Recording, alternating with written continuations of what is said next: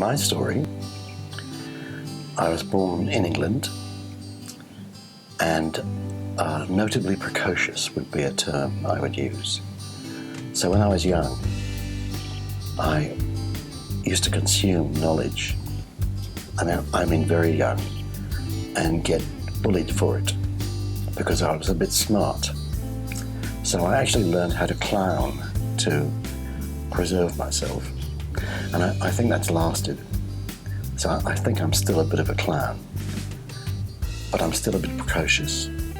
Eventually I had to work, and I chose to become an industrial engineer. You don't know how lucky I was, but I do now. I'm becoming more and more grateful for having got a job where innovation was what I did all day long, every day, and that hasn't stopped. So I'm still doing it, and I'll make a nuisance of myself doing it. I'll get into trouble for trying to do it, and I hope some people benefit, including the guys I train. I started consulting because I wanted to, and I learnt that I have the ability to get close to people fairly quickly.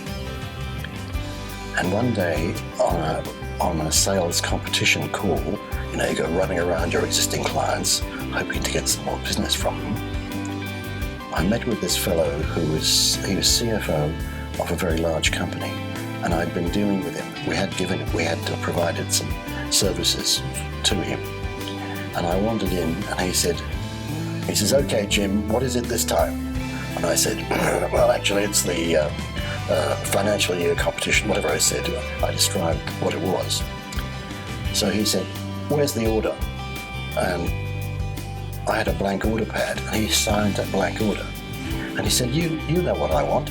Now sit down there," and we started a conversation. I was flabbergasted that simply getting close to people could produce such an effect. Then, of course, in the jobs I had, because we were at the leading edge of the technology and the IT stuff, I would end up lecturing at university for the honours students usually. So I knew I could do it, and I used to play tricks that would engage people. So for me, that was something. But I never thought I'd make a career out of it. So I flung myself in with both hands or feet, and the fact is I do like it. In fact, it's rewarding. The power is in the group and the interactions in the group, and I just feel it. I'm like a gardener tending a fertile plot of land. That's all I do. And my ambition would be transparency, to disappear so that they can see what they're learning without me in the way.